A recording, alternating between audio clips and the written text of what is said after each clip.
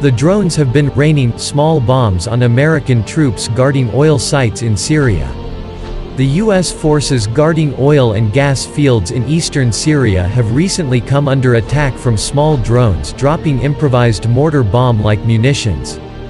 It's not clear what group was responsible for these incidents, which thankfully have not caused any casualties so far, but they are the latest examples of this steadily growing threat.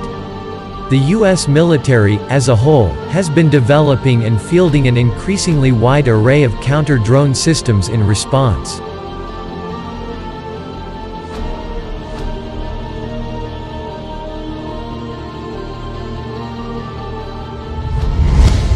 NPR was first to report on what it described as a multi-day attack on two of the oil fields that U.S. forces are presently guarding in Syria on March 6, 2020.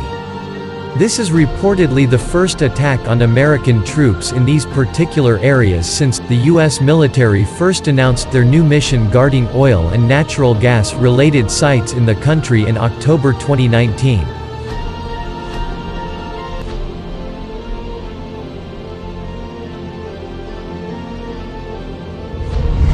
NPR's reporter in Syria, Tom Bowman, did not specify the exact locations of the attacks, or how many of them there were in total.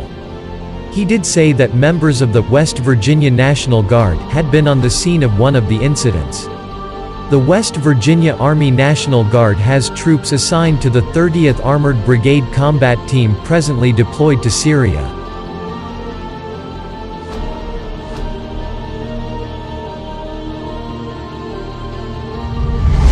In October 2019, the 30th briefly deployed a contingent of Bradley fighting vehicles, as well as supporting forces, to two forward operating bases, one at the Conoco gas plant and another known as Green Village, both of which are situated in the Syrian province of Deir ez-Zor.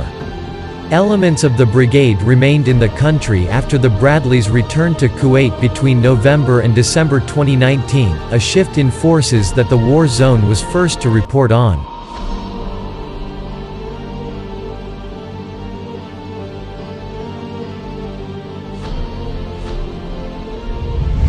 Drones of an unspecified type, but carrying a mortar bomb, attacked the West Virginian Guardsmen on March 4. More unmanned aerial vehicles conducted similar attacks 2 days later, both in the morning and the evening, according to Bowman.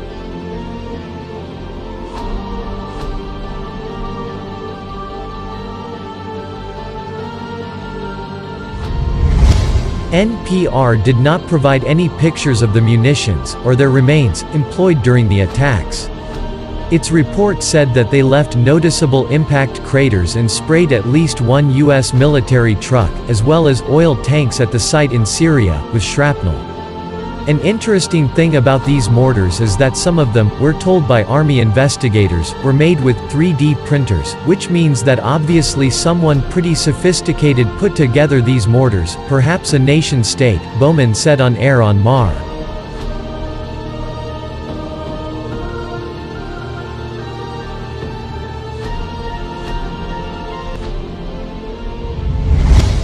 Without more details, how sophisticated the munitions actually are is unclear. From the overall description of the attacks, the mortar bomb-like payloads and the drones themselves sound similar to the types that ISIS and other terrorist and militant groups have employed in Syria, as well as Iraq, for years now.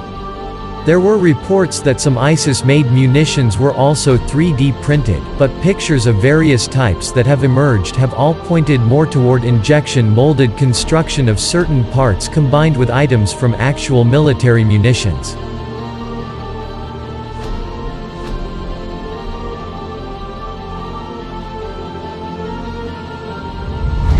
"3D printing is increasingly more accessible, sparking concerns about the ability for private citizens with relatively modest means to make guns in their own homes.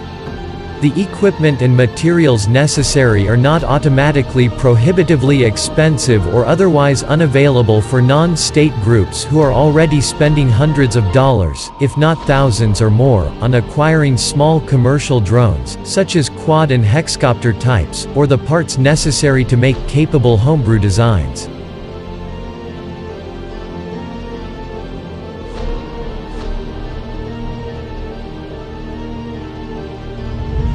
At the same time, there have been reports for months about U.S. intelligence streams showing increased threats to American troops from Iran or its regional proxies across the Middle East. These concerns have only grown since the Trump administration's decision to kill General Qasem Soleimani, then commander of Iran's Quds Force, in Iraq in January 2020.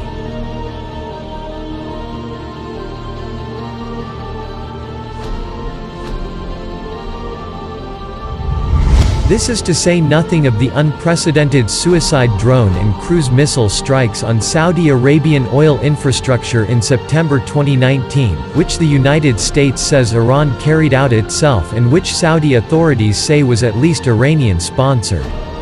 2 months later, Newsweek reported that Iranian-linked groups were employing suicide drones to surveil and harass U.S. personnel in an unspecified country, but offered few other details about these unmanned aerial vehicles.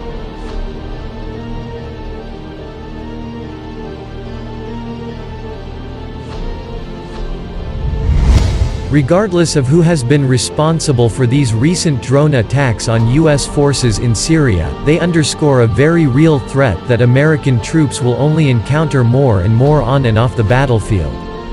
The war zone has long sounded the alarm on this issue and noted the significance of ISIS increasingly using unmanned aerial vehicles armed with improvised munitions back during the Battle of Mosul in Iraq in 2016 and 2017.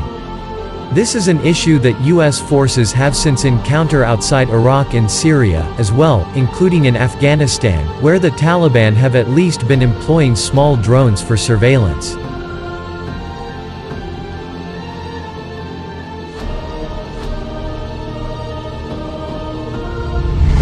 This reality has led to a long overdue explosion in the development and fielding of various counter-drone systems.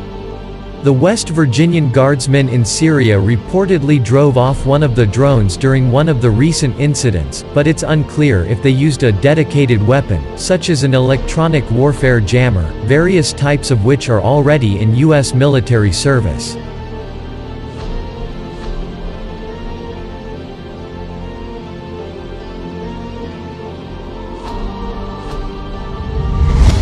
The U.S. Air Force is also getting ready to deploy a system that uses a laser to physically shoot down small drones for field trials in an unspecified country.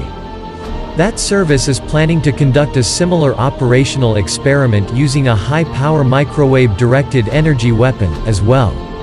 The U.S. Army, which is leading a high-level Pentagon-directed counter-unmanned aerial systems effort, is set to deliver an assessment of a number of different systems already in use in April.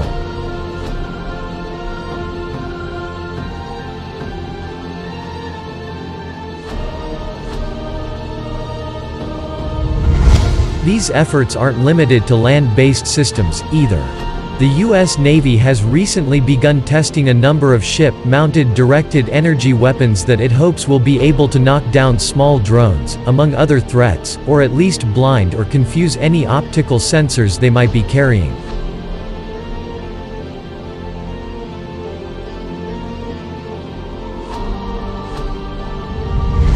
If these drone attacks on U.S. troops guarding oil and gas fields in Syria persist, those forward operating locations might well become a good place to explore the efficacy of new counter-drone systems.